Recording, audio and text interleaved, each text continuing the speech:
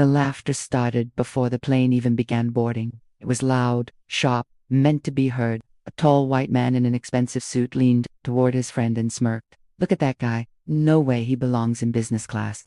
A few passengers turned their heads. Standing quietly near gate B12 was a young black man. His name was Marcus Reed. His clothes were simple. Clean hoodie, dark jeans, old sneakers, nothing flashy, nothing that screamed money. And that was enough for them to judge him. A flight attendant walked up to the boarding line and began scanning tickets. "Business class first," she announced. Marcus stepped forward calmly and handed over his ticket. The scanner beeped. Green light. The attendant's polite smile froze for just a second. She looked at him again, then at the screen, then back at him. "Oh, you're in business class?" Her tone changed. It was subtle, but everyone heard it. Marcus nodded. "Yes." Behind him, the same man chuckled again. "This should be interesting." Marcus said nothing. He picked up his small bag and walked down the jet bridge. But the tension didn't stay behind. It followed him onto the plane. As Marcus reached his seat, a woman was already sitting there. Blonde, elegant, clearly annoyed. She looked up as he stopped beside her. "Can I help you?" she asked coldly.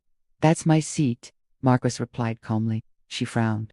"No, I don't think so." Marcus held out his boarding pass. She didn't even look at it. Instead, she pressed the call button. Within seconds, a flight attendant approached. "Yes, ma'am. This man is trying to take my seat." The words hit harder than they should have. Not "there's a mistake." Not "can you check." Just "this man." The attendant turned to Marcus, her expression already defensive.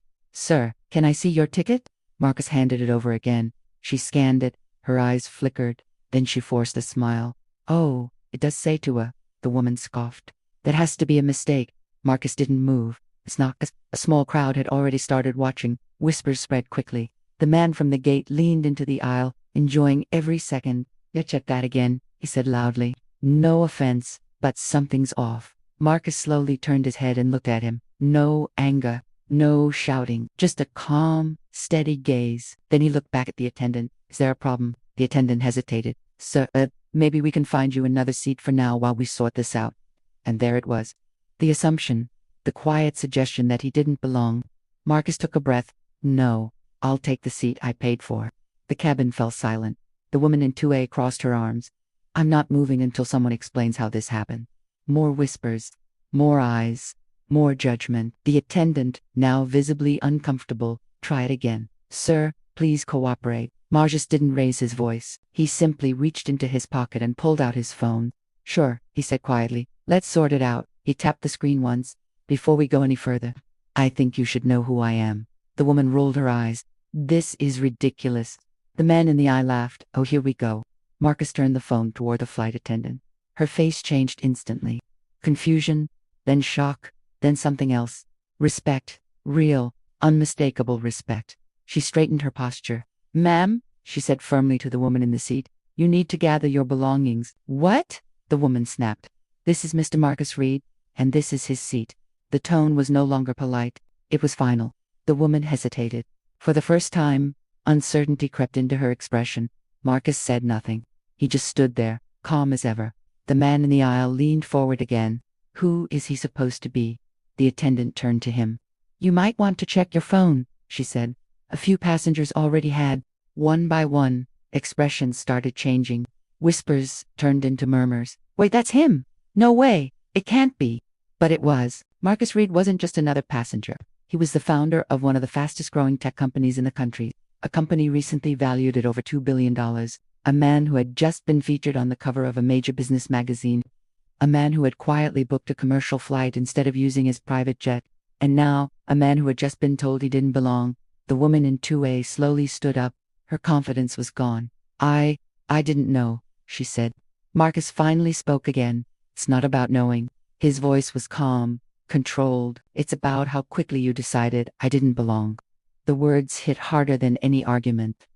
The man in the aisle sat back in his seat, suddenly very quiet. No more laughter. No more jokes. Just silence. The attendant stepped aside. "Mr. Reed, your seat is ready." Marcus placed his bag in the overhead compartment and sat down. No celebration, no anger, just dignity. But the story didn't end there. Because someone else had been watching, from the front of the plane. A senior airline executive, traveling quietly in first class, had seen everything.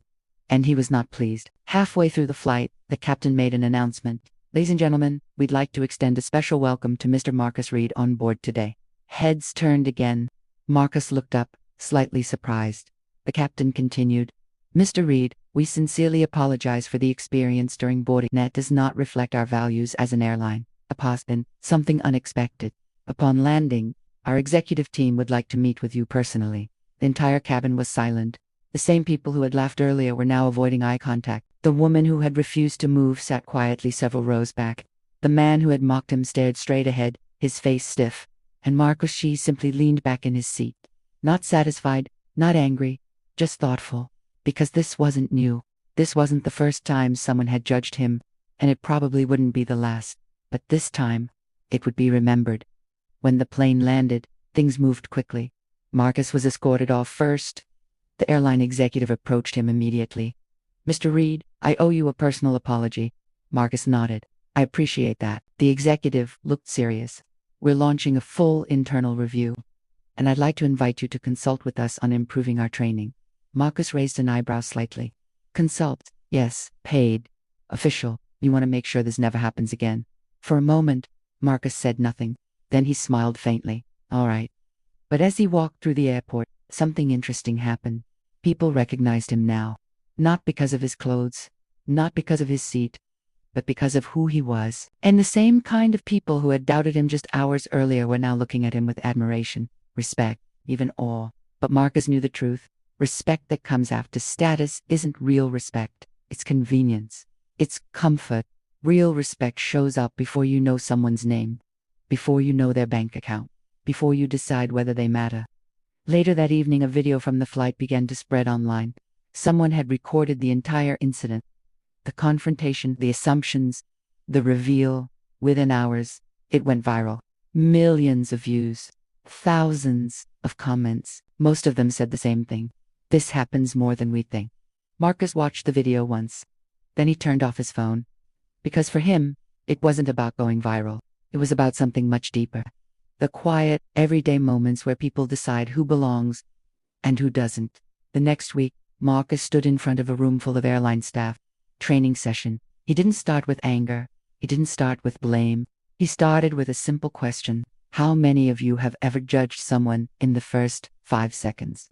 Almost every hand went up. Marcus nodded. Now imagine being judged like that every single day. The room went silent.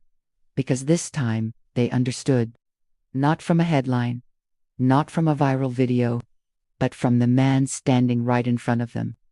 A man they almost didn't let sit in his own seat. And that was the lesson. Not about money, not about status, but about something much simpler. You never really know who someone is, but you always reveal who you are by how you treat them. The room stayed quiet long after Marcus finished speaking. No one moved.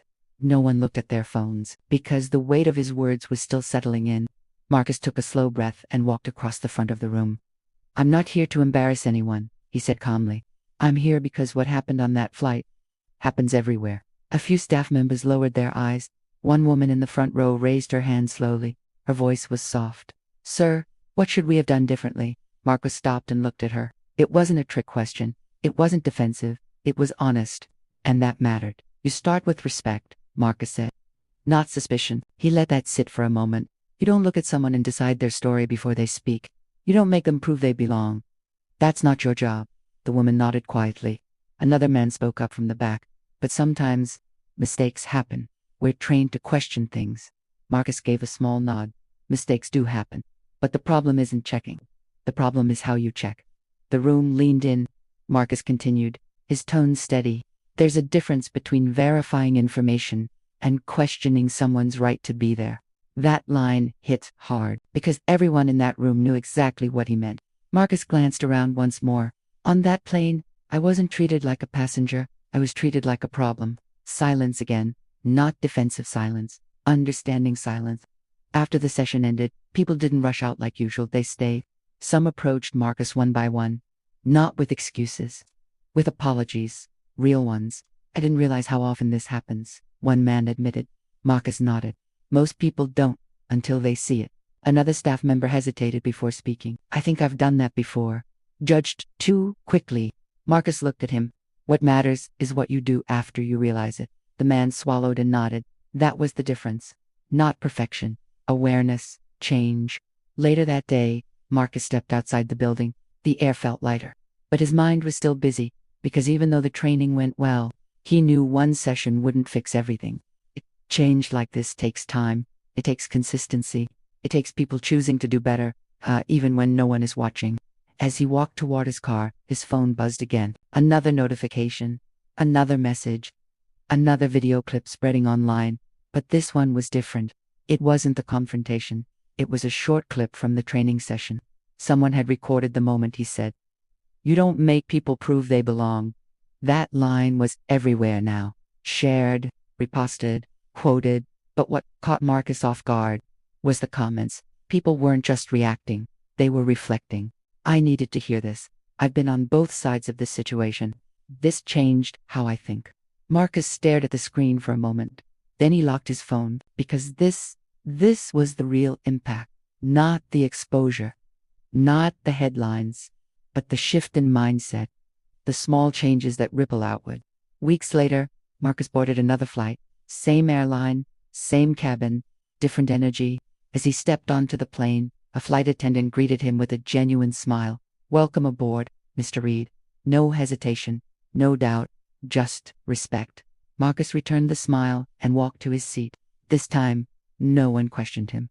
No one stared. No one laughed. But the most important difference wasn't what people did.